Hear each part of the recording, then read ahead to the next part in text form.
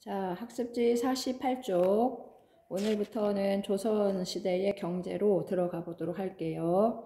자, 경제 파트에서 어느 시대든 가장 중요한 것이 토지제도라고 얘기했던 거 기억나죠?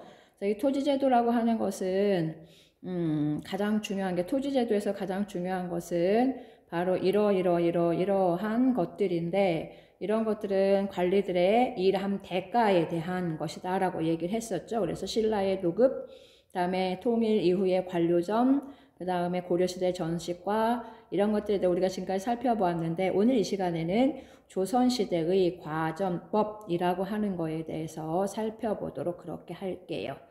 자, 이 조선시대의 과전법은 시작된 것은 조선시대가 아니라 고려의 마지막 왕, 공양왕 때 신진사대부들이, 여기 있는 것처럼 신진사대부들이 신흥 무인 세력과 손잡고 유화도 회군을 한 뒤에 정치적인 지배력은 장악했지만은 경제력은 아직도 이 권문세족이 가지고 있었잖아요. 그래서 권문세족들이 가지고 있었던 토지를 전부 다 회수를 해서, 그렇게 해서 신진사대부들의 경제 기반을 확보할 목적을 가지고 실시한 것이 바로 과전법이라고 할 수 있어요. 이 관리들의 월급 얘기라고 얘기를 했는데 어떻게 되었느냐?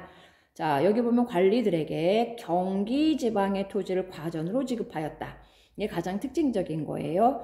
자, 이 과전법의 특징은 조선의 관리들에게 일함 대가로 토지에 수조권을 주는 것인데, 근데 여기서 가장 큰 특징은 전국에 있는 토지가 아니라 경기도에 있는 토지만 과전으로 지급한다라고 하는 것이 특징적인 거고요. 자, 그 다음에 또 두 번째 특징, 점현직 관리에게 주었다라고 되어 있는데, 자, 이건 일함 대가로 주는 거기 때문에 원래는 현직 관리에게만 주는 것이죠. 그런데 여기 과전법은 전직 관리들에게도 일부 줌으로 해서 고려에서 조선으로 넘어가는 시기의 과도기에 전직 관리들, 밀려난 전직 관리들, 특히 권문세족과 같은 이들이 너무 일거에 밀려남으로 해서 불만으로 뭔가 그 나라의 큰 걸림돌이 될까 싶은 어떤 염려에 의해서, 그래서 일단은 전직 관리에게도 이때는 줬다라고 하는 것이 특징이고요. 원칙적으로 세습이 안 된다. 다시 말하면 사망을 하게 되는 경우에는 국가에 반납해야지 되는 것이 특징이에요. 그런데 자, 일부의 토지는 수신전이나 휴량전 등의 명목으로 세습되었다라고 되어 있는데, 여러분들 고려시대 때 전시과에서 그 과전을 받는 관리들이 사망을 했을 경우에 남는 어떤 그 유가족들 또는 그 어린 아들 뭐 이런 경우에 뭔가 그 세습했던 거 기억나나요? 어떤 식으로? 예를 들어서 부인에게, 그 다음에 아들에게 해서 뭐 한인전이라든지 구분전이라든지 기억나잖아요. 그런 것들과 비슷한 거라고 보면 돼요.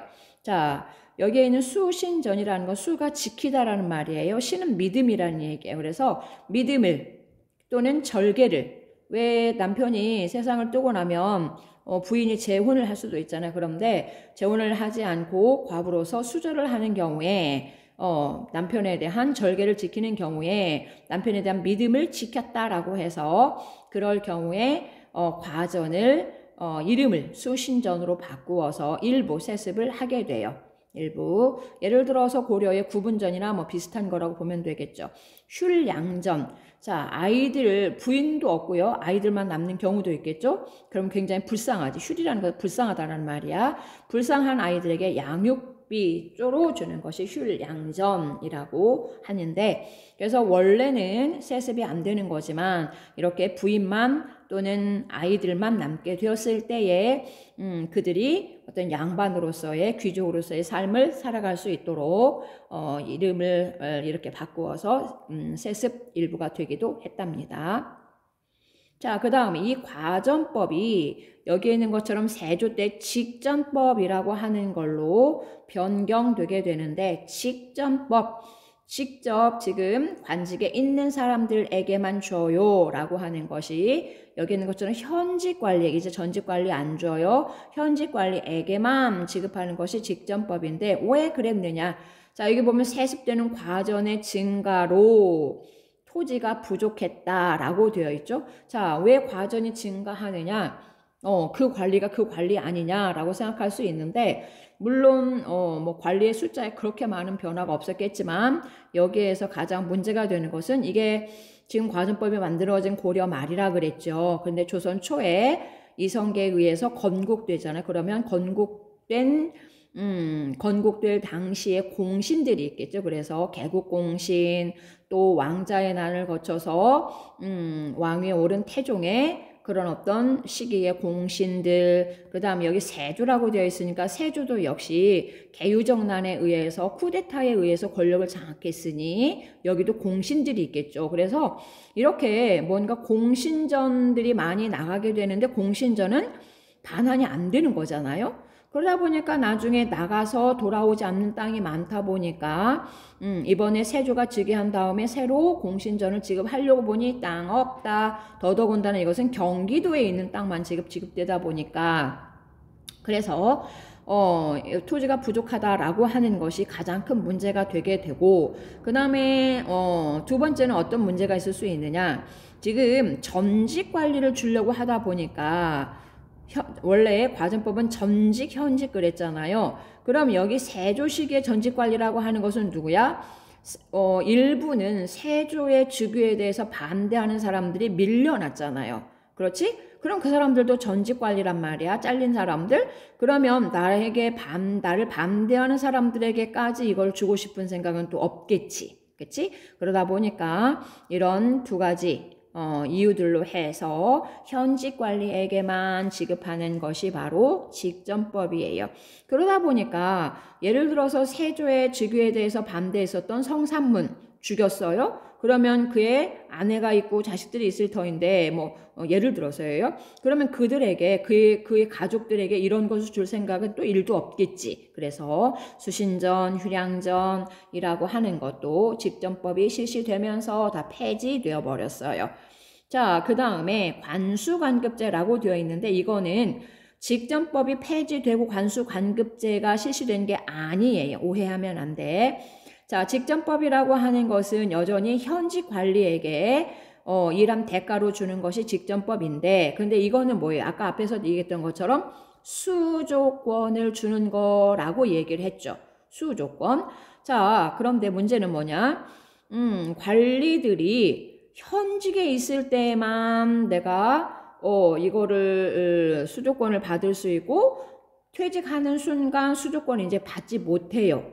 그러면 내가 밀려난 다음에 퇴직한 뒤에 생활비가 없을 수 있겠죠. 그러다 보니까 이 관리들이 내가 지금 현직에 있을 때 어떻게 하느냐, 수조권을 남발하는 거예요. 10분의 1의 세금을 거둘 수 있다라고 하면은 10분의 2, 3 이렇게 막 걷는 거예요. 이렇게 해서 농민에 대한 수탈이 증가하는 거야. 내가 지금 뭔가 권력이 있을 때 노년에 노후 자금을 마련을 해놔야지 이럴 수 있잖아. 그래서 굉장히 관리들의 어떤 이런 수조권 남발로 인해서 농민들의 수탈이 증가되니까 어떻게 하느냐, 국가가 수조권을 대행해 주는 거예요. 관수, 관급제. 자, 관이라는 것은 국가를 말하겠죠. 국가에서 받는 거예요. 수조권을 받는 거예요. 그 다음에 국가가 받은 것을 관리들에게 공급해 주는 것이 바로 관수관급제야. 그러니까 이 관수관급제라는 것은 일단은 여기 직전법 시스템인 것은 맞는 거지. 왜? 직전법이라는 것은 현직 관리에게만 지급하는 거니까. 그런데 이것을 거두는 방법만 하나 추가된 거예요. 관리가 가서 농민들에게 직접 걷는 것이 아니라 여기에 있는 것처럼 국가가 대행해 줄 뿐이야. 여전히 뭔데? 직전법인데. 이해됐죠? 그래서 이렇게 해서 직접법 시스템에서 관리가 아니고 국가가 수조권을 대행해주는 시스템을 관수관급제라고 얘기하는데 이것이 성종 때에 이루어졌어요. 자, 그러던 것이 성종은 15세기 말이었고요. 16세기 명종 때에 가면은 직전법이 드디어 폐지가 됩니다. 자, 직전법이 폐지가 돼요. 왜? 토지가 계속해서 부족해지게 되고 왜 이번엔 또 토지가 부족하게 되느냐 공신이 더 나가는 건 아닐 터인데 그렇게 생각할 수 있는데 자 여러분들 한번 직전법을 생각해 보세요.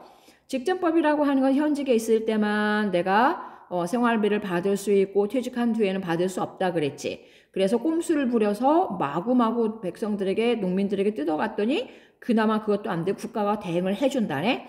그러다 보니까 이 관리들 입장에서는 내 노후 대책을 해야 되겠지. 그래서 어떤 변화가 있느냐. 토지의 소유화에 대한 욕구가 굉장히 증가가 돼요. 아 그러면 내가 노년에 먹고 살 수 있는 거를 마련해야 되겠네. 어떻게 되겠어? 내 소유의 농지를 마련해야 되겠다. 라고 하는 어떤 이런 분위기들이 나오게 되고 이렇게 되거든요. 그래서 이렇게 해서 점점 소유화의 양반들의 토지 소유화의 욕구가 늘어나게 되고 이 양반들의 토지에 대해서 국가에서는 세금을 그렇게 농민들처럼 징수를 못 하잖아요. 그러다 보니까 토지는 부족하게 되고 그 다음에 그 국가가 대행을 하는 관수관급제 대행을 하는 것도 역시 쉬운 것은 아니고 이렇게 해서 직전법을 폐지시켜 버려요. 다시 말해서 수조권 제도라고 하는 것이 영원히 사라지게 돼요. 자, 너희들 거기 김포에 있는 홍길동네 가서 네 월급으로 받아서 써 하고 하는 수조권의 제도가 사라지고 오늘날과 같이 월급의 개념 또는 연봉의 개념으로 가는 것이 바로 녹봉이라고 하는 거예요. 다시 말합니다. 녹봉이라고 하는 것은 지금의 우리와 같은 이런 시스템이야. 국가에서 토지에서 수도권을 받아가 이런 것이 아니고 어떻게 하는 거예요? 쉽게 얘기하면 봉급을 주는 거야. 봉급을. 그래서 이 봉급이라는 것은 지금처럼 무슨 현금이 아닐 수도 있겠지. 왜 그러냐 하면 농민들이 세금을 곡식으로 내니까 곡식이라든지 옷감이라든지 이런 것을 실제 물건 그래서 현물이라고 얘기해. 그래서 이런 걸로 받는 걸로 실시가 되면서 영원히 우리 역사에서 이제 이 수조권이라고 하는 것은 사라지게 되었답니다. 이해됐죠? 그래서 녹봉으로 갔단다라고 하는 거. 자, 이번에는 수취체제의 정비로 한번 들어가 보도록 합시다. 자, 여기 수취제도라고 하는 것을 살펴보기 전에 잠깐 여기 보면은 지금 농본주의 정책 그래서 농업에 대해서 잠깐 살펴보고 수취체제가 어떻게 변해 갔는지 살펴보도록 합시다. 자, 조선시대 전기에는 모든 산업 중에서 산업이라고 하는 것은 농업도 있겠고 공업도 있겠고 상업도 있겠고 뭐 무역도 있겠고 여러 가지가 있겠지. 그 중에서 이 농업이 나라의 근본이야. 나라의 근본. 그래서 이것을 농본주의라고 얘기를 해요. 그래서 농업을 굉장히 장려를 하게 되는데 그래서 농본주의 정책을 추진해 가기 위해서 세종대왕이 농사직설이라고 하는 책을 편찬하게 돼요. 자, 고려시대에도 농서가 있었긴 하지만 이것은 원나라에서 수입해왔다라고 하는 거 기억나죠? 근데 드디어 여기 보면 우리나라 풍토에 맞는 씨앗을 어떻게 저장하는지, 그 다음에 토지를 어떻게 개량을 해 가는지, 그 다음에 모내기라고 하는 것은 어떻게 하면은 좋은가라든지 여러 가지 그런 노하우를 실제 농민들에게 들어서 전국에 관리를 파견해서 이걸 다 농사의 베테랑 노인들에게 듣게 하고 그거를 모아서 만들었던 책이 바로 농사직설이야. 그래서 최초로 우리나라 풍토에 맞는 그런 농서라고 보면 돼요. 자, 그 다음에 밭농사는 고려시대 때 2년 3장이 시작되었다 그랬었는데 이제는 널리 보급되었다. 조선시대 와서. 그 다음에 논농사는 이양법 우리 고려시대 말에 남부 일부에서 시작되었다. 기억나죠? 그런데 이제는 점차 보급되기 시작을 해요. 아직도 남부지방이에요. 자, 지금부터 수취제도로 한번 들어가 보도록 합시다. 자, 수취에는 전세, 역, 공납 세 가지 있다라는 거 기억나죠? 그런데 이것이 어떻게 조선시대에는 실시가 되고 바뀌어 가는지 그거에 대해서 한번 살펴보도록 합시다.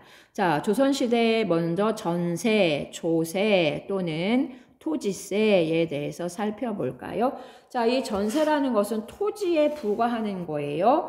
그런데 조선시대에는 여러 번 바뀌어요. 조선 초에 정해진 것이 세종 때 한번 바뀌어지고 그 다음에 조선 후기에 가면 또 다시 바뀌고 이렇게 해서 세 번의 변화가 있게 되는데 자, 조선 초에는 수확량의 10분의 1을 거둬요 라고 해서 고려시대와 비슷하죠. 대략 1결당 30두 정도 1결당 30두 두라고 하는 것은 말이에요. 말두. 왜 양을 재는 옛날 그 도량형들에 보면 되가 있고 말이 있고 그러잖아요. 30두라는 것은 30말 정도. 여기 결이라는 것은 토지 면적 단위예요. 지금 1제곱미터 그러잖아요. 그런데 조선시대 1결, 2결 이랬거든. 1결당 30말 정도를 세금으로 거두었었어요. 그랬던 것이 세종대왕 때 공법으로 가게 되는데 공법을 시행하게 되는데 이 공법이라고 하는 것은 구체적으로 얘기하면 이 두 가지예요. 자, 전 토지를 분 나누었어요. 몇 등급으로? 6등급으로. 년 1년을 나누었어요. 어떻게? 9등급으로. 그래서 토지를 나눈 것은 비옥도에 따라서 1년을 나눈 것은 그 해에 해가 여기 바로 한문으로 하면 년이죠. 해년. 그 해의 풍년과 흉년에 따라서 이렇게 9등급으로 나눴는데 자, 일단은 어떻게 나누냐? 상, 중, 하로 나누어요. 상도 다시 상, 중, 하로 나누어요. 이렇게 해서 9등급으로 나누고 상상년에 최고의 풍년인 경우에는 20두, 최악의 흉년인 경우에는 4두 이렇게 해서 20두에서 4두까지 매년 세금이 달라지는 시스템이 바로 세종의 공법이라고 얘기할 수 있어요. 자, 지금까지 전세였고요. 이번에는 두 번째 공납과 역으로 들어갑시다. 자, 공납이라고 하는 것은 토산물, 특산물을 거두는 거죠. 특산물을 현물이라는 것은 아까 얘기했던 것처럼 실제 그 물건이에요. 여기 있는 것처럼 수공업 제품, 광물, 수산물, 모피, 과실, 약재 등 이런 실제 그 물건으로 거둬들이는 것이 공납이었고요. 어떻게 합니다? 이거 고려시대랑 같아요. 국가에서, 중앙정부에서 지방에다가 어떻게 하는 거예요? 종류와 김포 너희는 포도 바칠 거야? 수량 100박스 바쳐 이렇게 할당을 하면 김포의 사또께서는 가호 단위로 가호 집가자에 그 다음에 집호예요. 그래서 이 가호라고 하는 것은 여기 있는 것처럼 호적상의 한 집집마다 흥분의 집, 놀분의 집, 갑순의 집, 갑돌인의 집 이렇게 호적상에 집들이 하나씩 있잖아요. 우리 그 주민센터에 가보면 우리 집 주소가 있잖아. 101호에는 누구네 집, 102호에 누구네 집 이렇게 있잖아. 그 집집마다 나누는 거예요. 할당하여서 징수한다. 그래서 여기 집집마다 나누기 때문에 흥분의 집이나 놀분의 집이나 한 집이기 때문에 내는 양이 같다라고 얘기했던 거 기억나죠? 그래서 공납은 조선시대에도 여전히 재산의 정도와 무관하게 모든 집이 같이 내야지 되는 것이 공납이었대요. 자, 역이라는 것은 여러분들 알다시피 조선시대에도 군역과 요역이 있어요. 군역이라는 것은 군인으로 가거나 아니면 내가 오래 군대로 징발되지 않는 해이면은 내 대신에 군대를 간 사람들의 그 비용을 부담해 줘야지 되는 것이 군역이고요. 요역이라고 하는 것은 내가 올해는 군대 안 갈 군번이에요. 그러면 토목공사에 가서 동원돼야지 되는 것, 이게 요역이었죠. 근데 조선시대에는 면제되는 사람들이 있는데 현직관리, 그 다음에 내가 지금 공부하는 학생이야, 향리야 이런 경우에는 면제가 돼요. 결론적으로 현직관리, 학생 이 사람들은 전부 다 양반 계층이죠. 중인 계층이죠. 그러니까 결론 누구만 군대 가더라? 평민만 군대를 가게 되더라. 됐죠? 자, 그 다음에 문란입니다. 문란. 자, 16세기면 조선이 건국된 지 지금 100년이 된 거예요. 자, 15세기는 거의 대부분의 어떤 이런 시스템들이 정비되었는데 나라가 건국된 지 100년쯤 지나니까 여기에 보았더니 문란해져 버렸네요. 문란. 자, 전세와 공납과 역이 어떻게 문란이 되었는지 살펴봅시다. 자, 조세는, 토지세는 자, 전분육둔법과 염분구등법이 뭔가 실시가 어려웠대요. 왜? 자, 여기 전분육둔법은 사실은 한번 정해놓으면 이게 1년, 2년 만에 바뀌는 게 아니거든요. 왜? 토지의 질이라고 하는 것은 비옥도라고 하는 것은 여기 김포에 있는 토지가 올해는 비옥한데 내년에는 척박하고 이러진 않잖아요. 그쵸? 그래서 전분육둔법은 그렇게 큰 문제는 안 되는데 연분구등법이 문제라. 매년 그 해의 풍충에 따라서 그래야 되니까 전국에 있는 토지가 올해의 생산량이 얼마 정도인지를 파악을 하려면 매년 이걸 갖다 계속 관리를 파견하여서 너는 상상년이야 너는 상중년이야 라고 판단을 해줘야지 되기 때문에 이게 굉장히 어렵겠죠. 오늘날처럼 도로가 발달되어 있는 그런 시스템이 아니다 보니까 굉장히 어려웠었고, 그러다 보니까 결국에 최저세율을 적용하는 것이 관행이 되어버렸어요. 이것은 합법적인 것은 아니지만, 자, 아까 상상년은 20두이고 하하년은 4두라 그랬었죠. 그러다 보니까 최저세율인 대부분이 4두로 이렇게 적용을 해서 부과를 하는 식으로 변해버렸어요. 이게 16세기의 전세문란이었고요. 두 번째, 16세기 공납의 문란은 어떻게 되느냐. 방납의 폐단이 심화되었다라고 되어 있는데, 이 방납이라고 하는 것은 여기 설명이 되어 있는데, 자, 이 공납이라고 하는 것은 아까 특산물이라 그랬죠. 자, 우리는 영광이에요. 굴비를 바치래요. 그런데 이 굴비가 올해는 막 그냥 이 굴비를 많이 걷어들여야지 되는 때에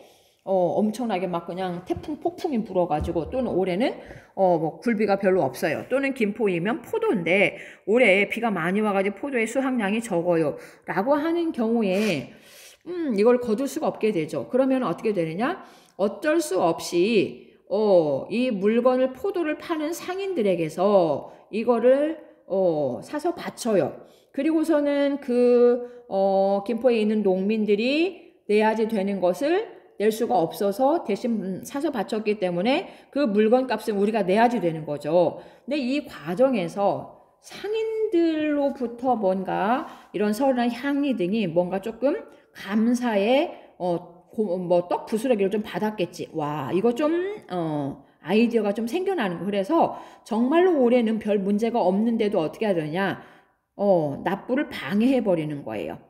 납부를 방해해, 공납을 받아야지 되는데 방해를 하고 어떻게 하느냐, 야, 이거는 뭔가 부적격해, 불합격이야 라고 멀쩡한 것임에도 불구하고 커트를 해버리고 상인들에게 사서 대신 납부를 하고 그 다음에 농민에게 엄청나게 높은 대가를 요구하는 이런 것들이 방납의 폐단이에요. 이것이 16세기 때 굉장히 심해졌었고, 그랬더니 16세기 말에 이율곡이나 유성룡이나 이런 사람들이 뭐라고 주장을 하느냐, 수미법, 쌀로 거둡시다. 특산물이지만 쌀로 거둡시다 라고 하는, 그럼 쌀로 거둬서 어떻게 하자고? 그냥 이런 거 그냥 굴비나 포도나 이런 거 그냥 쌀 가지고 사요 이렇게 얘기를 해요. 그러나 이것은 주장으로 끝났고 시행은 되지 않았어요. 자, 이거에 대한 자료를 잠깐 봅시다. 방납의 폐단이에요.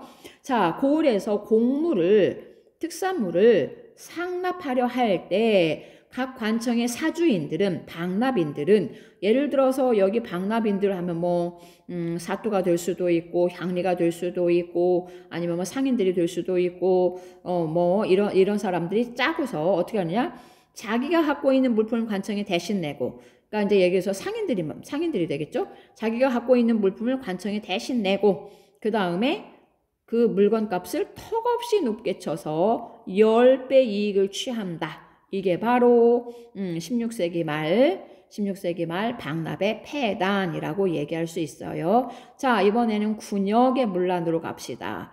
자, 전세의 문란, 공납의 문란, 군역의 문란 전부 다 지금 16세기 이후의 문란이에요. 자, 군역의 문란은 어떻게 되느냐, 대립, 여기 보면 대신 세우는 거야. 내가 원래 군대 가야 할 군번인데 돈을 주고서 누군가로 대신 서게 하는 것, 이것이 16세기 때 굉장히 성행을 했대요. 그 다음에 방군 수포, 자, 여기 한문으로 써놨는데 군대에서 놓아주는 대신에 우리 방학 그럼 학교에서 너희들 놓아주는 거지. 군대 가야도 되는데 군대 안 가고 놓아주는 대신에 옷감을 거두어 드리는 것이 쉽게 얘기하면 오늘날로 얘기하면 돈 내고 군대 안 가도 돼 이런 거예요. 그러나 이것은 뭐다? 불법이었어요. 아직은 이러지 않았는데 이런 것들이 성행했어요. 언제? 16세기 때라고 하는 거예요.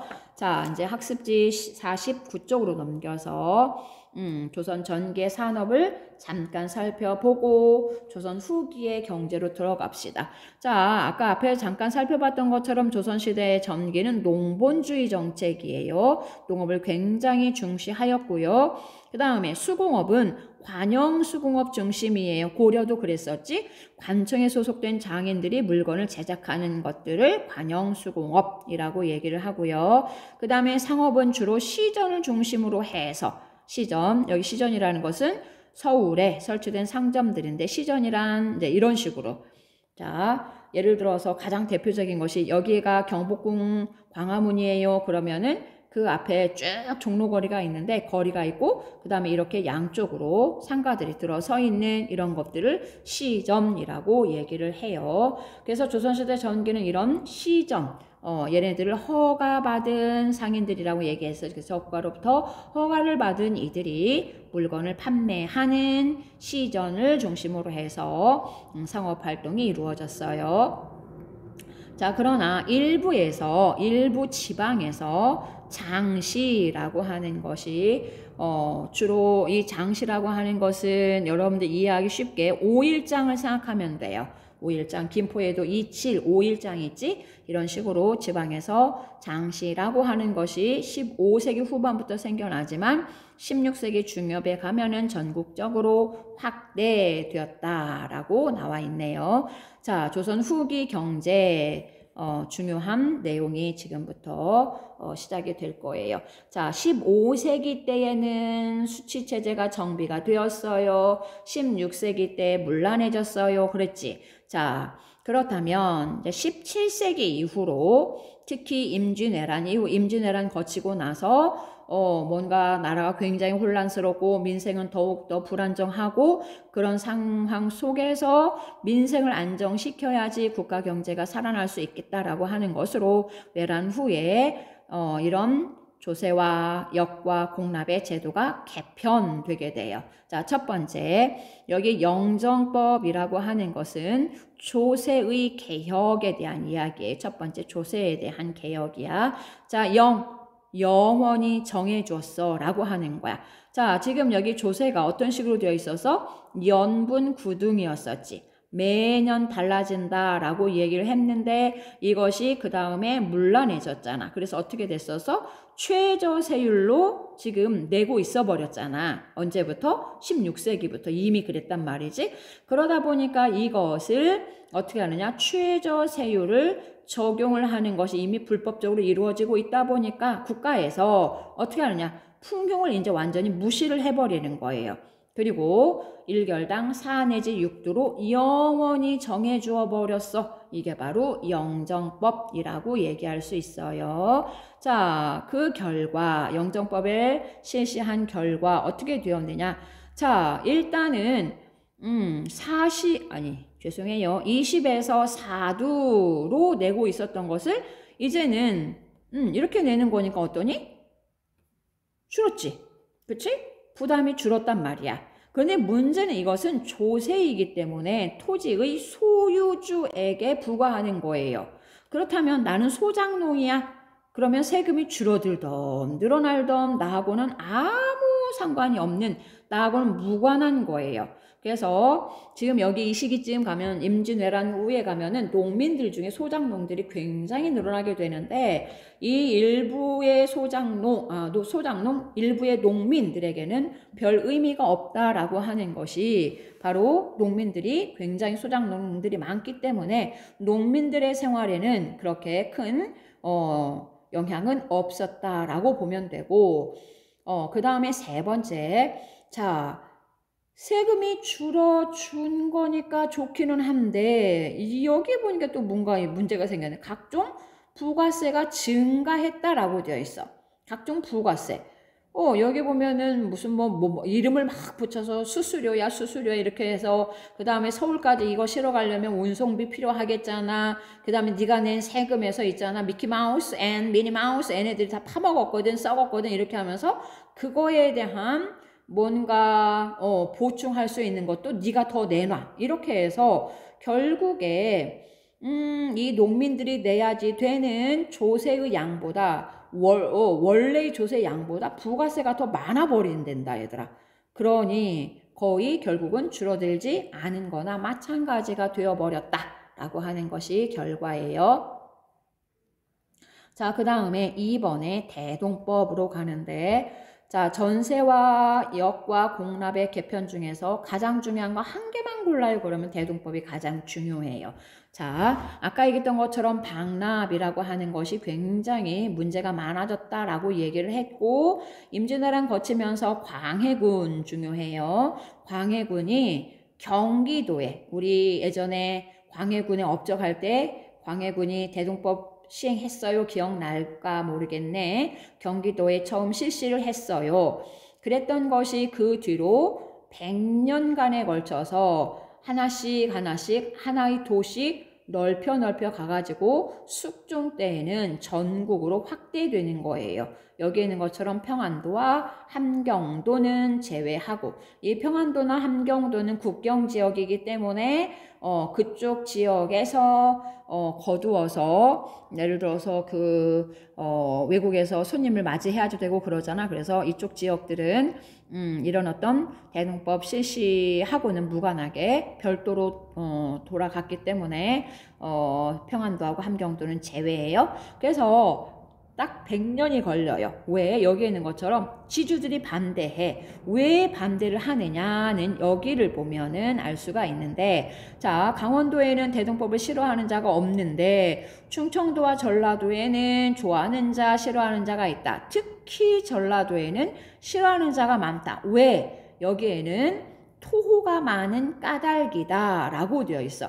자, 이 토호라고 하는 존재들이 무엇대에서 이렇게 반대를 하느냐. 자, 여기가 그 이유가 있어요. 공납을 어떻게 거둬들인대요? 토지 결수에 따라서 쌀이나 무명이나 이런 걸로 거둬들인대요.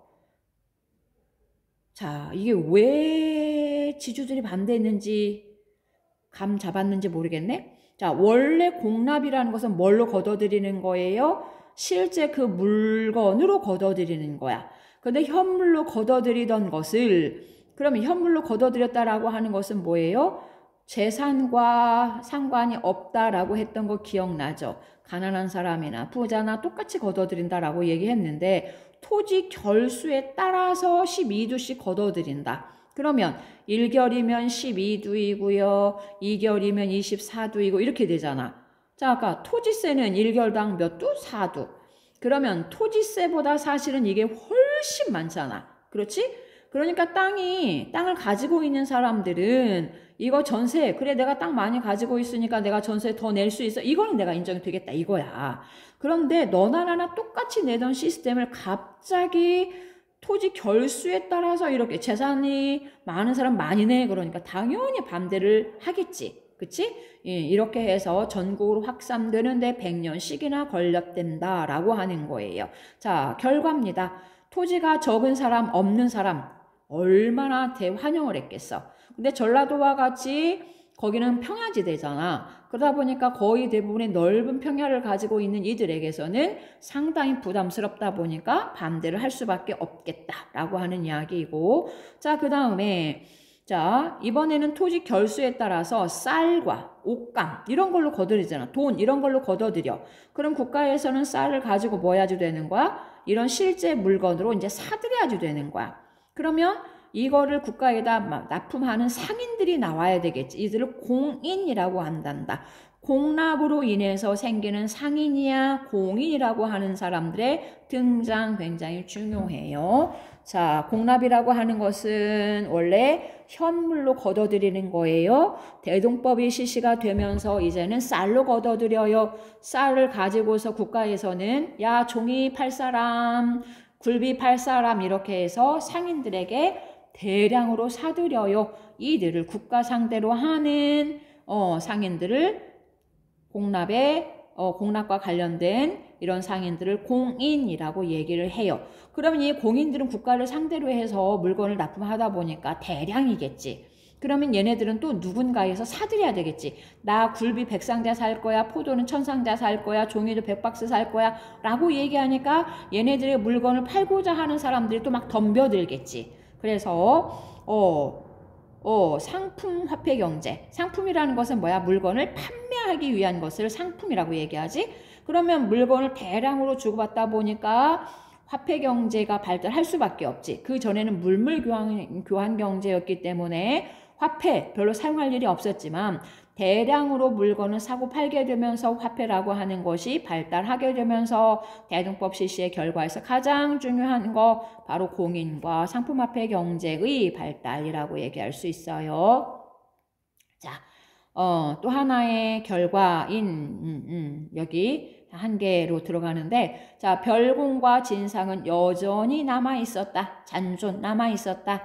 별공이라고 하는 것은 특별할 때 거둬들이는 거 예전에 고려할 때 배웠지? 자, 상공과 별공이 있어요 라고 하는 거 기억나지? 상공 항상 거둬들이는 거, 별공 특별할 때 거둬들이는 거.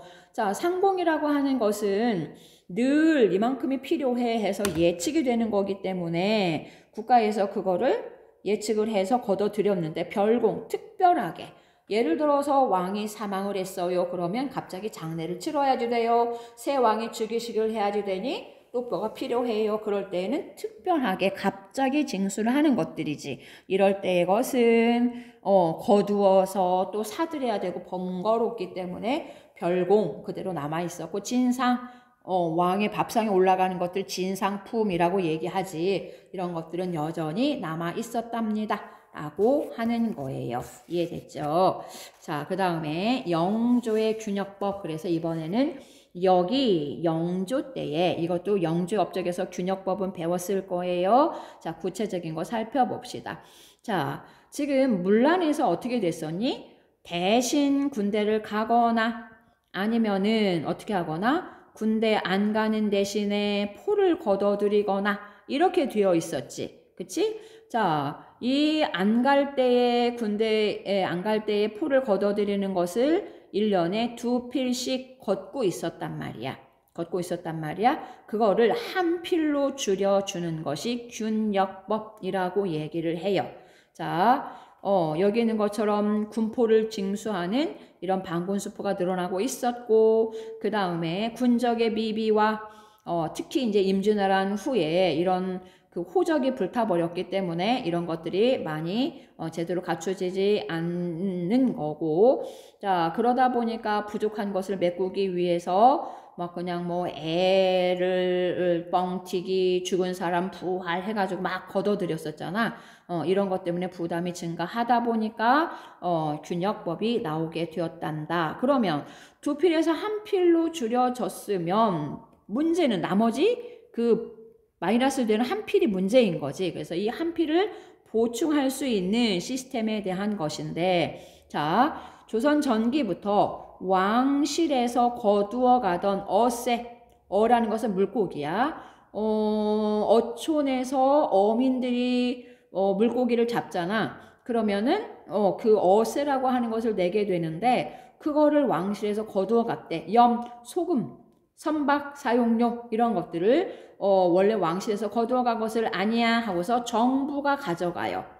그래서 왕실이 내던 것이 이제 정부로 들어갔기 때문에 전혀 왕실은 직접적으로 내지는 않지만 왕실에서 내는 것처럼 되는 거지. 결작, 토지 1결당 쌀 2두씩을 다 징수하는 거야. 그러면 여기 토지 가지고 있는 사람들은 일단 또 2두씩 새로 등장을 징수를 해야지 되는 거고, 선무군관포라고 해서 여기 보면 역을 변제받은 분홍층에게 징수했다라고 되어 있는, 이건 뭐냐 하면, 자, 임진왜란 이후에 지금 국가의 재정이 굉장히 부족해요. 그래서 국가에서는 어떻게 하느냐, 자, 이 돈 많은 농민들에게 어떻게 하느냐, 신분을 팔아요. 납속책 공명처 이거 나중에 배울 건데 이런 거에 의해서 결국은 이런 농민들이 양반으로 신분을 상승한단 말이죠. 그러면 나는 이제 신분이 양반이 되긴 했지만 그렇다고 해서 내가 과거 시험 치러서 관리로 나가기에는 역부족인 거지. 그런 내가 이 마당에 양반이 된 이 마당에 나도 뭔가 관리 정도는 한번 해보고 싶단 말이지. 그치? 사람의 욕심이라는 게 하나 먹고 둘 먹고 이러잖아. 그래서 관리가 되고 싶긴 하지만 관리는 될 수 없는 이 실력의 한계 그거를 국가에서 이용을 하는 거야. 그래서 야 너의 무술 실력을 보고 내가 너를 군관으로 뽑아줄게. 대신에 뭐하라? 돈 내놔. 포 내놔. 이렇게 해서 한 피를 걷어 들이는 거야. 그러다 보니까 자 여기 일단 신분적으로 양반인 거잖아.